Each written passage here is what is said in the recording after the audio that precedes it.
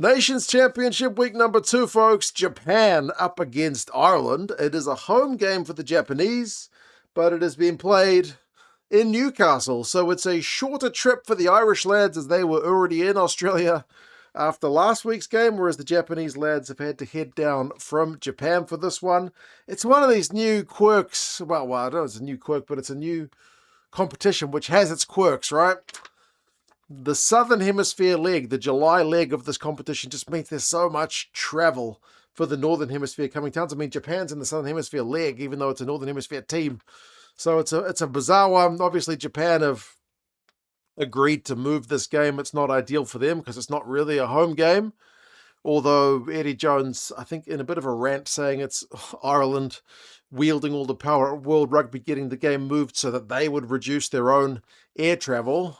He kind of saw the bright side in it and that they're going to be playing in Newcastle at the World Cup next year anyway. So it's a bit of a win-win, I suppose. Ireland do a bit less travel and Japan get to familiarise themselves with the goings-on in Newcastle. We'll go through the squads which have been named, some of the predictions. The Irish, just quietly, pretty heavy favourites. And you guys can let us know your thoughts on how this week's game is going to go.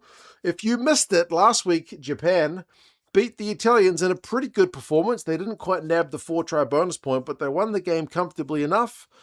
They forced Italy to make some errors, and Italy gave them some errors of their own. So it was a combination of two things: good defensive pressure and good kicking pressure from Japan, plus Italy giving them a bunch of knock-ons, which gave Japan a good platform. And then when they got on the Italians' end, they scored some nice tries. The Irish, on the flip side, had a real nail-biter of a game against the Aussies, obviously, which wasn't quite as emphatic as the Japanese win in terms of the point total, but they showed some really good signs.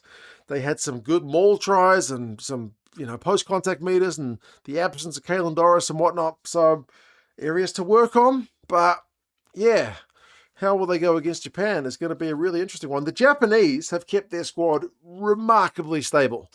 Why change it if it ain't broken, I suppose. That's not quite the saying. If it ain't broke, don't fix it. Tyra Main is the only change to the starting 15. Comes in for Ishida on the left wing. Otherwise, she is very, very steady as she goes. So, if you missed it last week, Kobe Harada and Takeuchi, that's your front row. Against Italy, they scrummaged really well. I was really backing Fischetti and Riccioni to dominate the Japanese scrum. Didn't eventuate. The Japanese were very good value around the park. They might even be looking to turn the screws on the Irish, because what we saw last week was the Aussies able to get on top at times of the Irish scrum, so the Japanese might fancy themselves here. And again, if you don't watch this Japanese team, well, they got some big units. Like, their locks might be taller than your locks, Ireland. Like, Harry Hawkins is like 6'8" or something. Warner Dearns is, I think, 6'7" or 6'6". And the replacement lock, Stolberg, is like 6'8". So all these guys are over 2 meters tall, if you don't do the feet and inches. They're big, 120 kilo, massive units. So they've got some proper tall timber in their second row. And as I said, a really hard-working, decent scrummaging front row. So we'll see how they go in their type 5. Ben Gunter, Shimokawa, and Cornelson. There's a heap of tackles in their back rows. Are really, really hard-working. Ben Gunter, number 6 last week, 19 tackles. Scored a close-range try. Really phenomenal stuff. Like, just what you expect to see from a Japanese team. Saito and Ito, very different ends of the experience scale. At 19, Saito's been playing his rugby over in Toulouse. And then Ito literally made his debut last week. He's still a student. He's not signed a professional rugby contract yet, but he got his debut and he's played the Māori All Blacks. So he's kind of had 2 run-outs for Japan, one an actual capped test. And he looked the business last week, man. Him and Saito had a really nice kind of kicking strategy between the two of them, often peppering the Italian wings, waiting for them to knock it on or catch it, tackle them into touch. So it's an area that they might look to exploit. And Hirose and Riley in the midfield were also pretty good value. Riley's got a nice boot on him as well. He's got some pace, dominant tackles, can put guys on the back foot. Main, like I mentioned, Ueda and Matsunaga in the back 3. So, yeah, it's a very, very stable looking side from Japan. The bench still features Michael Leach, who will be very familiar to anyone who's watched any Japanese rugby in the last, decade. And as I mentioned, Stolberg's the big unit to come off the bench. Sam Breen didn't even get used. Costly's a tackle machine. So, yeah, Japanese team is very stable. The Irish, on the other hand, I think this is a team that a lot of people might have wanted to see last week, because a lot of people were saying, where are the changes? Where are all the youngsters? Where are all the debutants and experimentation from Andy Farrell? Well, it's this week. It's after the Aussies and it's before the All Blacks. So this is when Andy gets to roll the dice a wee bit. So a bunch of guys have been rested. Obviously, Balakoon's still not right with his hammy, and Lochman's still got the concussion issues keeping him out from last week's game. But there's a bunch of debutants. Jansen is going to get his debut from number 8. Dude has been a beast for Connacht, so I'm very pleased for him. He's just been aggressive. So I'll be looking forward to get that guy some ball in hand and potentially big hits on defence. Bryn Ward, he was one of the late call-ups to the Irish squad. He's going to get a debut potentially from the bench. Elo and Bowen, the couple of Connacht props, they're going to get a real good test because, as I said, the Japanese scrum is no pushover. Not sure if that's a pun somehow, being a push, but you know what I mean. So great to build a bit of depth in the Irish propping stocks because, geez, you guys have got so many injuries. You're going to have a whole lot of capped international props, even if it's only single or double-digit caps. But you're building some depth there, so good reward for some youngsters. And then some changes, like Clarkson getting a start this week. Kelleher's getting a start this week, so changes from last week up from the bench. Tyg Byrne captains the side in the second row alongside the big lump of James Ryan. I quite like that combo. I always like it. I mean, last week was the two big lumps when you had McCarthy there as well, but I like what Byrne brings to the game in terms of his turnovers and his, jackal threat tackles and whatnot compared to the two big boppers in Ryan and McCarthy. It's different dynamics, but I always like it when Tyg Byrne's getting the game, and I think it's his first time starting captain, so it's a big congrats to him.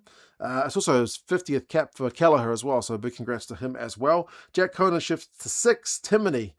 Oh, I love getting Nick Timoney in the number 7 jersey, but it's so hard in Ireland because you've got so many hard tackling 7s, but that's exactly what Nick Timoney is going to provide. So, yeah, a bit of a shifting role, I think, for these guys. And then the 9-10 of Casey and Frawley. Frawley's that kind of Swiss Army knife, isn't he? So there's no Prendergast at 10 this week. There's no Prendergast in the team entirely because Kian's not on the side either. But, yeah, it's a chance for Kieran Frawley to say, I don't just need to be in the 23 jumper covering everything. I can get a crack at 10. So a good chance for him to prove himself. And remember, Harry Byrne's on the bench. So Harry's going to come on at 10 at some point.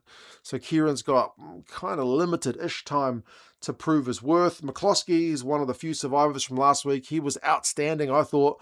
Really getting some good go for ball. I don't think the Irish wingers were that kind of given that much chance to shine, but McCloskey was really trucking it up in the mid. Henshaw comes in at 13. Jimmy O'Brien continues his spot on the right wing. Jacob Stockdale comes in on the left, and Jamie Osborne shifts to fullback for this one in the place of Keenan. He'll need to be on form because, like I said, the Japanese with their kicking game last week was particularly accurate. Tom Stewart is also in on the bench. Cormac Ezechuku is another guy that I'm always really excited about to see get more test action. We've seen a taste of it, but the guy looks like he's got bags of potential. Nathan Doak, Harry Byrne, and Bundy Aki, the 3 back replacements. So the Japanese are going 6-2. The Irish are going 5-3 in terms of the split. I mean, if you're watching Japan, the one guy I think you should look out for is probably Warner Dearns. He's the captain.